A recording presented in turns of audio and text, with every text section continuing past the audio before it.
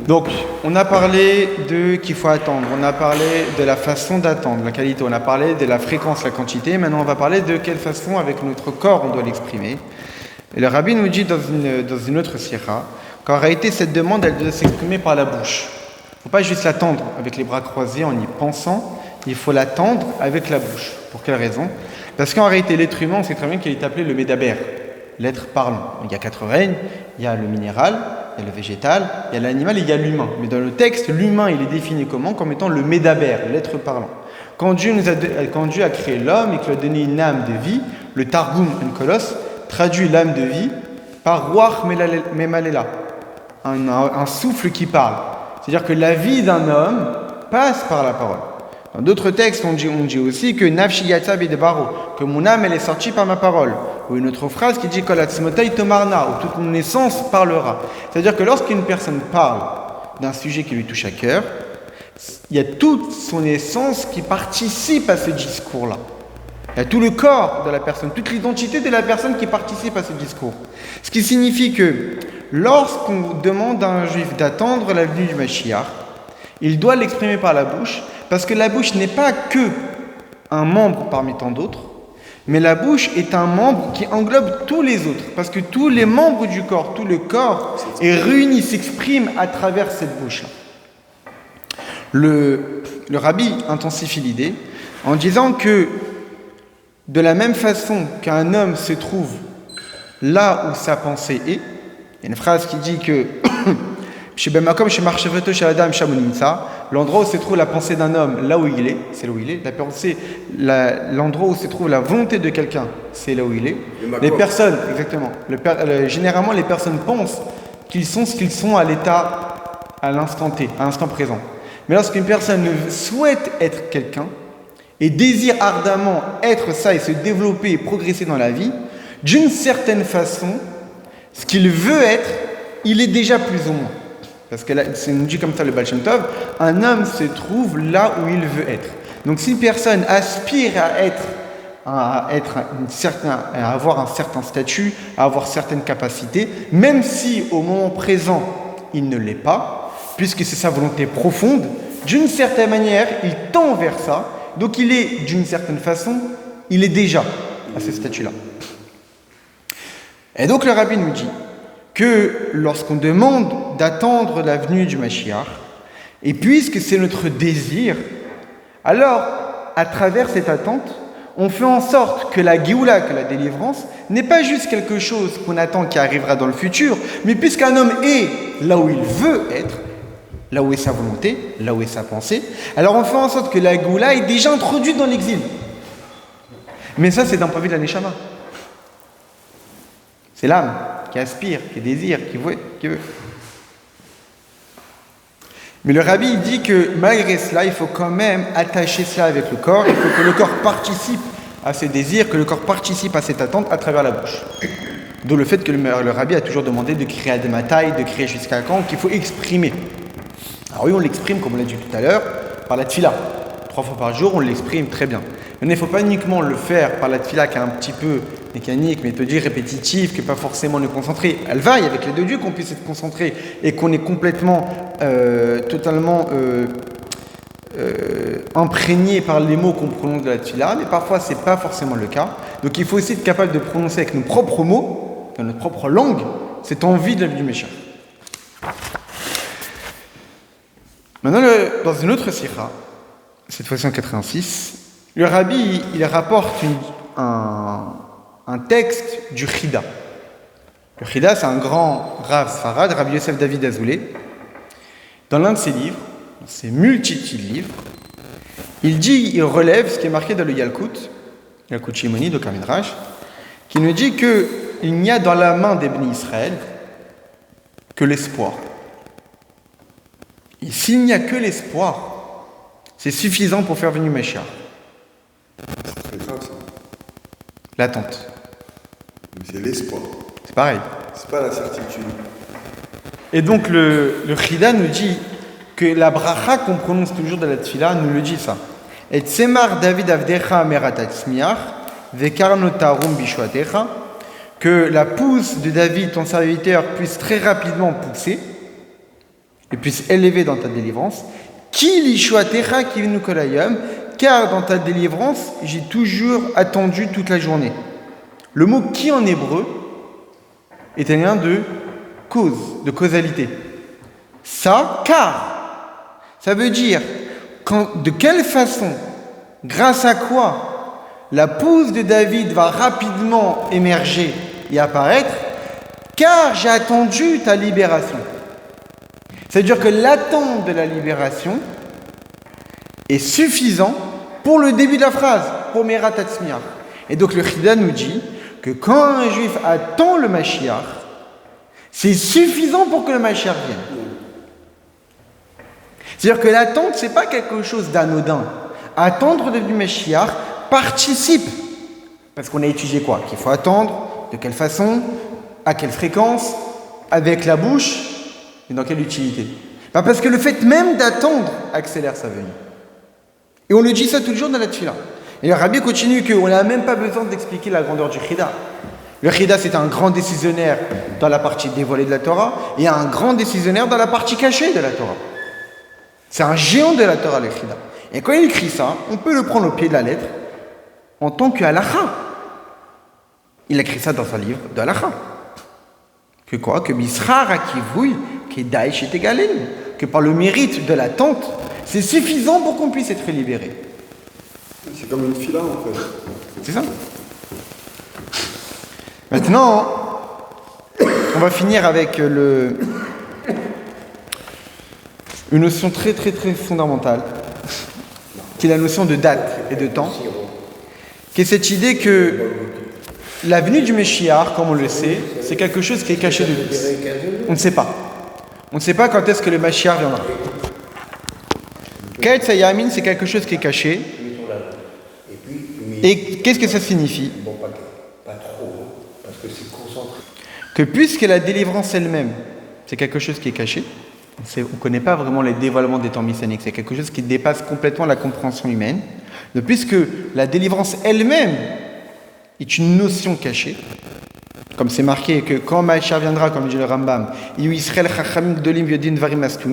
que tous les bénis Israël seront des grands tamidei chachamim, des grands sages, qui connaîtront des choses cachées. C'est-à-dire que les temps messianiques, c'est les choses cachées. Mais puisque les temps messianiques, la délivrance, c'est un événement qui relève, qui est rempli de choses cachées, donc sa date aussi nécessairement est cachée. On ne peut pas dévoiler la venue de quelque chose qui par nature est caché. Une chose qui est cachée, forcément on ne sait pas quand est-ce qu'elle arrive, puisque par définition elle est cachée. Maintenant le Rabbi continue et intensifie. En se basant sur des versets, on ne va pas trop s'attarder là-dessus, parce que ça pourrait être long.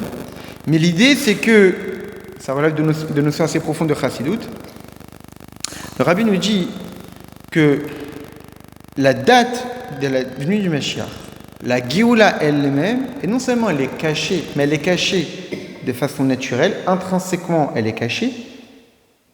Je ne vais pas dire même aux yeux de Dieu, mais Dieu a fait en sorte de ne pas dévoiler la notion du Mashiach.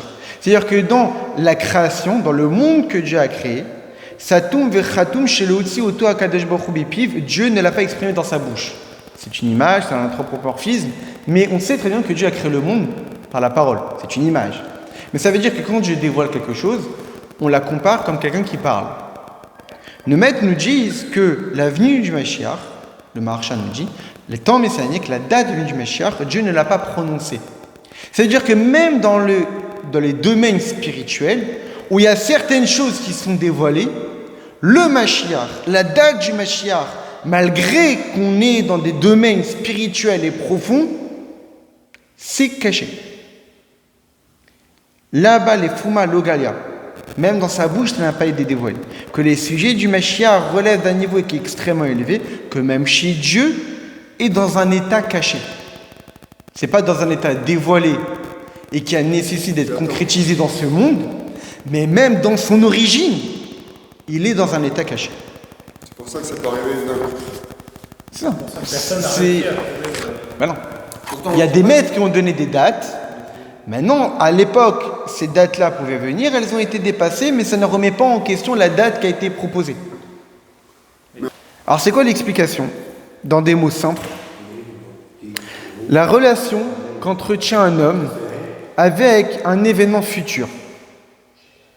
La relation qu'un homme entretient avec un événement futur a une influence sur le présent. Il y a une différence fondamentale entre un événement futur dont on sait quand est-ce qu'il arrivera et un événement futur dont on ne sait pas quand est-ce qu'il va arriver. Chez Dvar HaAtid, un événement futur dont on sait le moment où il arrivera, qu'est-ce qui se passe? Al-Bozmal Misuyamze, jusqu'à arrive ce moment-là, on considère cet événement comme un événement futur. Et donc automatiquement, ça n'a aucun effet dans la situation actuelle, à moins si ça nécessite une préparation. Mais concrètement, comment je vis un événement que je sais quand est-ce qu'il va arriver, je suis tranquille. À moins je sais que cet événement nécessite une préparation, je vais m'y préparer, mais ça ne va pas chambouler ma vie dans mon présent.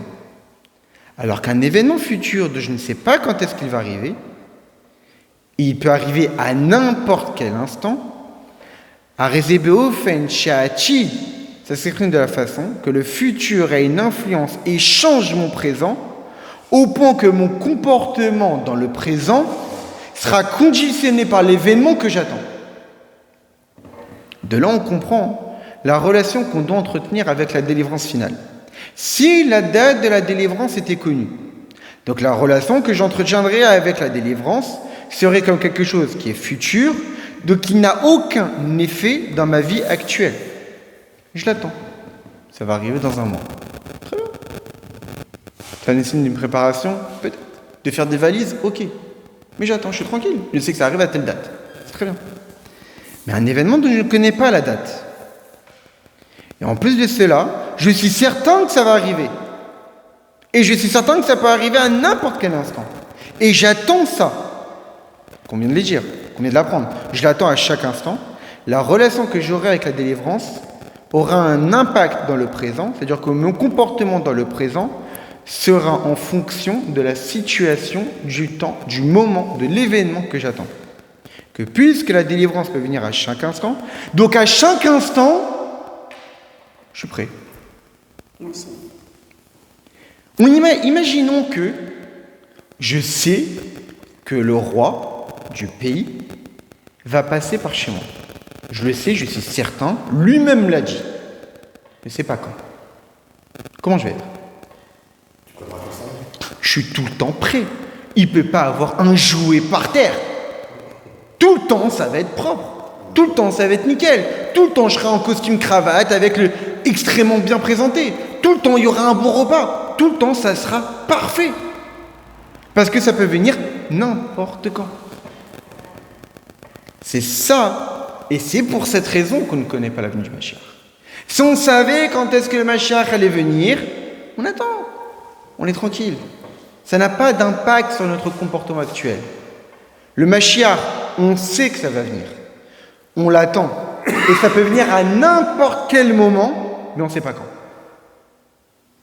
Si on avait vraiment conscience de ça, jamais on pourrait fauter.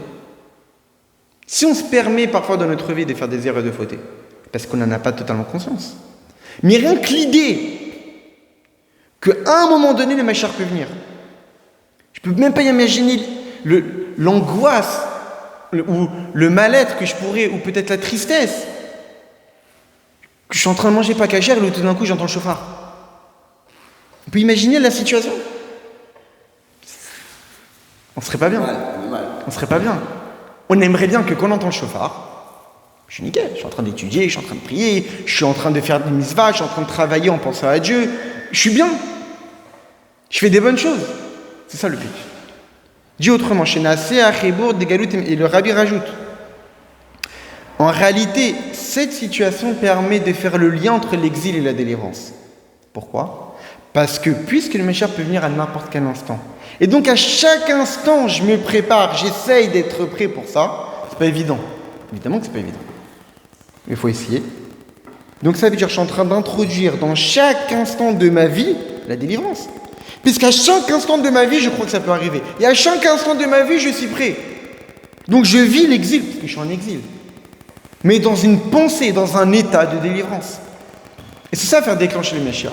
Comme une fois le rabbi l'a dit à Rav Mordechai Eliyahu, l'ancien grand rabbin d'Israël, que le Mashiach il est là, il est devant la porte, il suffit juste de le tirer. Ça veut dire que la Géoula, on ne doit pas l'attendre qu'elle vienne, on doit la faire introduire dans l'exil. Pour la faire introduire dans l'exil, je dois faire en sorte que je vis une vie de pseudo-Géoula, un semblant des Géoula. Et cette idée qu'on ne connaît pas la date du Mashiach, mais dont on est certain que ça va venir, on doit l'attendre, et ça peut venir à n'importe quel instant, ça fait en sorte d'introduire la délivrance dans notre état d'exil. Et donc ce qu'on a pu comprendre pour Hachem ce soir, c'est qu'il faut attendre l'œuvre du Mashiach. Si on n'y attend pas, que Dieu nous en préserve, on renie tout. C'est comme ça qu'on renie toute la Torah. On doit l'exprimer comme étant une soif, comme quelque chose de vital. Et être prêt à tout le monde. Tout le temps. Matin, midi, soir, kol hayom. On doit le faire avec notre bouche. Quelle est l'utilité? Rien que le fait d'attendre le Mashiach, c'est déjà suffisant pour que le Mashiach vienne. Et dernier point, on doit essayer d'être prêt pour le Mashiach à chaque instant de notre vie avec l'aide de Dieu.